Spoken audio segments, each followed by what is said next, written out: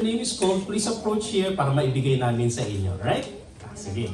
Again, maraming salamat sa volunteerism, sa pakikiisa ng bawat isa sa inyo, mga kapatid at mga kaibigan. Patuloy kayong magkaroon ng gana na gawin natin itong ministry na ito because I have to tell you, ang dami-daming nakikinabang sa ating gawain.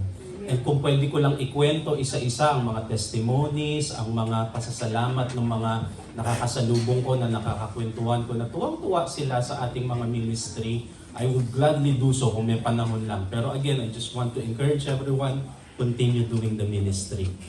God is using our ministry to spread Jesusness all over. At gusto ko magkaroon kayo ng inspiration lagi in doing so. Alright, Ate Melody? Puri po ang Panginoon. Actually, we are recognizing the volunteerism, yung leadership po ng ating pamayanan. Ayaw to ni Kuya John, pero siya mong unahin ko. Pasalamatan natin ang head and of course ang ating pastor ng Day by Day South Center, Kuya John. Alam niyo po, napakahirap at rewarding po itong pagdahandle ng isang church, and I myself is the witness sa kanya kasi Monday pa lang, gumagawa na yan ng message, nag-aano na yan, susulat na yan, ipa-finalize sa Friday, Saturday, magda-deliver ng Sunday. Aside from that, nag-UP, nag-aaral niya ng UP, wala kaming katulong, we are working.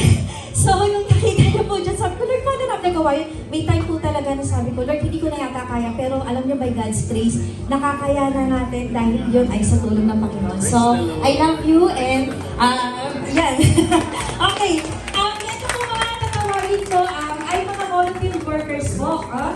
Saan po? Dito po sa mga following ministry, mga teacher volunteers po dito sa PINMA, Apertori, Kuya Arnel, of course, our kaagapay, Kuya Benji, our day-by-day teacher sa men, Ate Beverly sa presiding ministry, Kuya Brian sa praise and worship, Ate Ish para sa praise and worship, Jayden para sa multimedia, dance ministry, Ate Jana para sa ating dance ministry, Ate Jana Lim, Kuya JC para sa ating praise and worship, Kuya Jack